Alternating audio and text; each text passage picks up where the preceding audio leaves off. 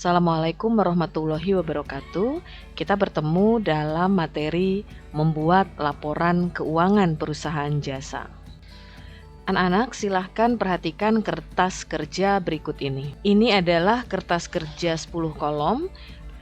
Kolom pertama adalah neraca saldo, kemudian ayat jurnal penyesuaian, neraca saldo setelah disesuaikan, kemudian ada laba rugi, dan yang terakhir adalah kolom neraca.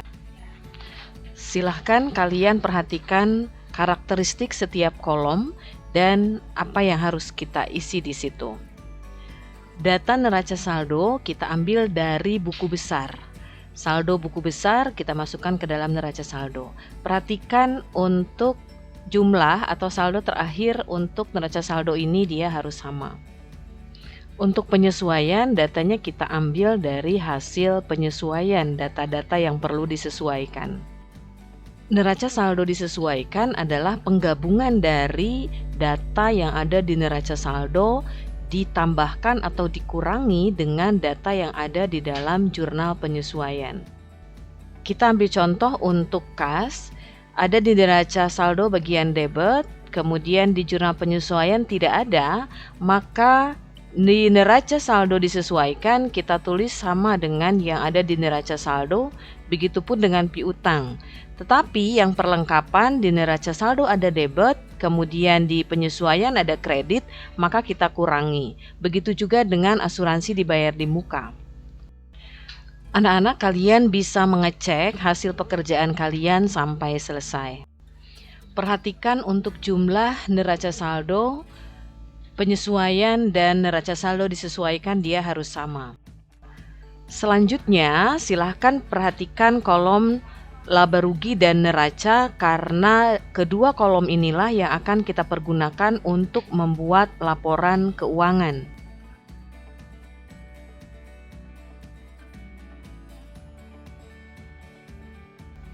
Untuk mempermudah pandangan kita, saya akan memotong sedikit kertas kerjanya dan akan tampil hanya laporan laba rugi dan neraca. Jadi ini penampakan laporan laba rugi dan neraca. Kita sekarang akan membuat laporan laba rugi. Silahkan perhatikan kolom laba rugi di dalam kertas kerja ini.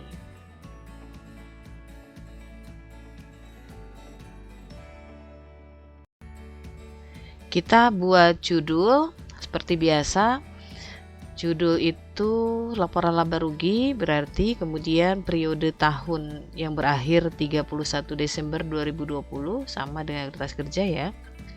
Kemudian kita tulis juga dalam rupiah. Ini karena kita tidak lagi menuliskan Rp atau rupiah di dalamnya. Nah,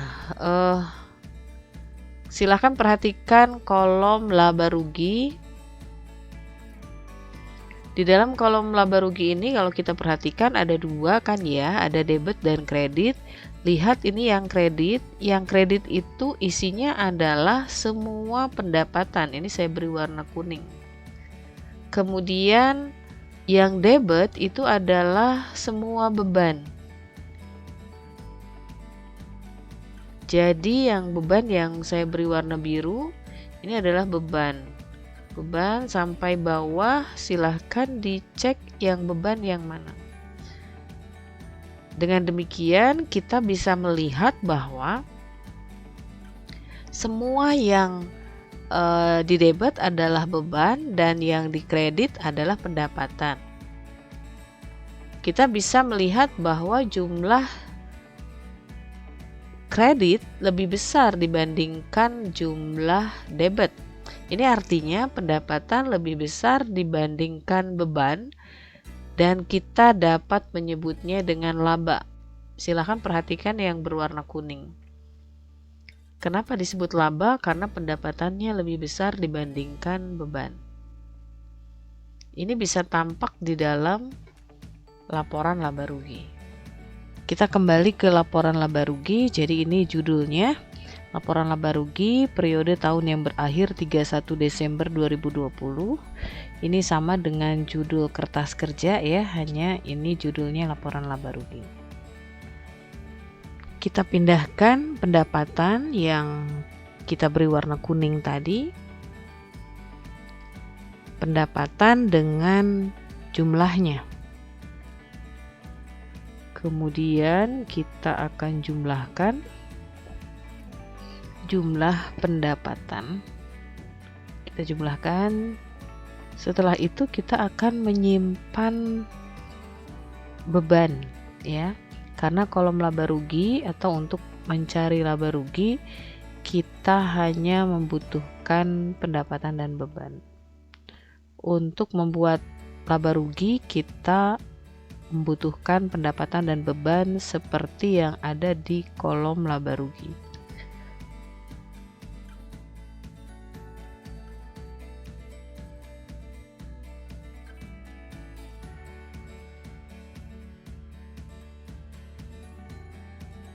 Coba perhatikan jumlah pendapatan yang 18 juta ini harus sama dengan yang ada di laba rugi. Di sini 18.625.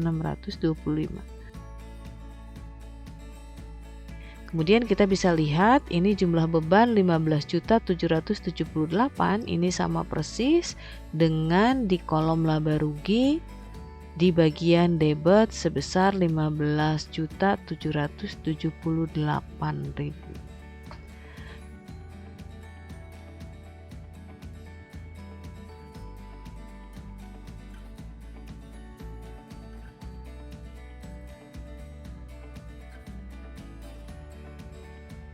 Lalu kita akan kurangi 18 juta dikurangi 15 juta.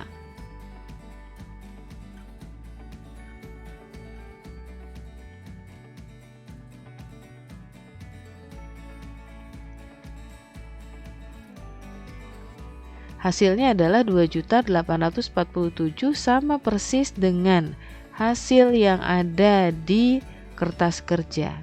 Demikian ini adalah laporan laba rugi perusahaan kita. Kita review kembali, ini adalah laporan laba rugi, ini jumlah pendapatan, kemudian yang di bawah adalah jumlah beban, dan yang di bawahnya lagi adalah jumlah laba perusahaan. Jumlah laba perusahaan yang ada di kertas kerja dan yang ada di laporan laba rugi ini sama. Ini saya beri warna kuning, nah ini sama, kuning dan kuning sama. Jadi jumlah laba yang ada di laporan laba rugi dan kertas kerja sama. Ini adalah laporan perubahan modal. Kita tulis judulnya seperti biasa. Kemudian ada modal awal dan laba. Modal awal kita peroleh dari kertas kerja yang ini. Kemudian laba kita ambil datanya dari laporan laba rugi yang 2.847.000. Kita simpan di sini. Ini labanya, jadi ada modal awal, ada laba. Kemudian kita akan menuliskan prive di sini ya. Prive ini adalah pengambilan pribadi. Jadi kalau mengambil pribadi maka dia akan mengurangi laba yang diperoleh perusahaan. Kita ambil dari kertas kerja 350.000. Kita pindahkan ya. Nah kemudian laba dan prive ini kita kurangkan ya. Jadi laba dikurangi dengan prive. Hasilnya karena lebih besar laba maka dia menjadi penambah modal. Seandainya prive-nya besar, lebih besar dari laba maka dia akan mengurangi modal ya. Nah kita akhirnya memperoleh modal akhir yaitu modal awal ditambah dengan penambah modal tadi. Jadi modal awalnya 38.750. Setelah ada laba kemudian dikurangi prive, maka hasil modal akhirnya adalah Rp41.247.000.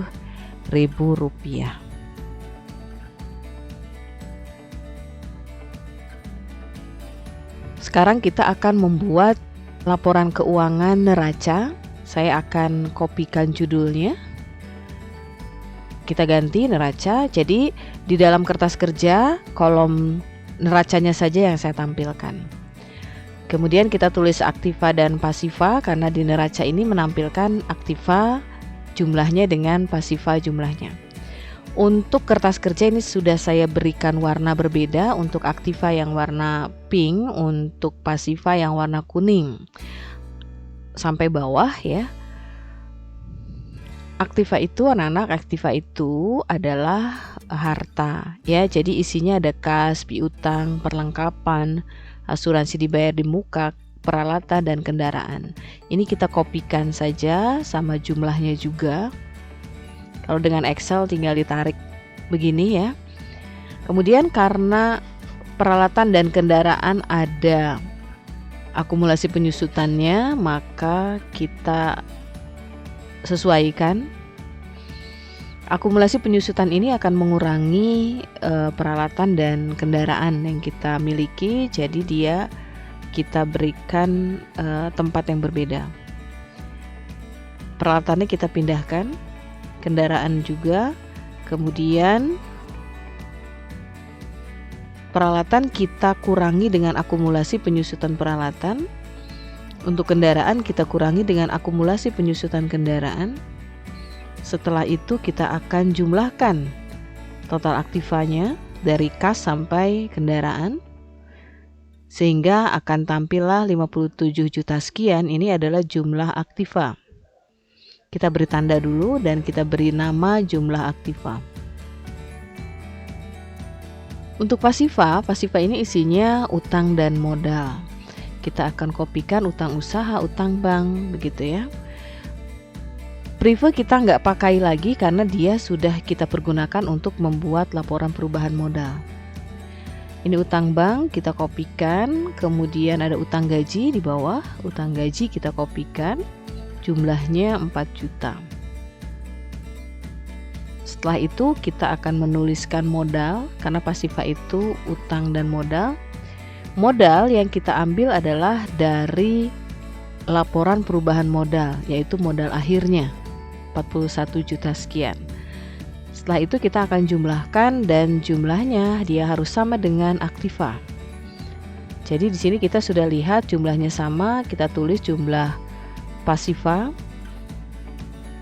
Gitu ya anak-anak. Jadi inilah dia laporan neraca, jumlah antara aktiva dan pasiva sama. Demikian kita sudah mendemonstrasikan bagaimana membuat laporan keuangan berupa laporan laba rugi, laporan perubahan modal, dan neraca.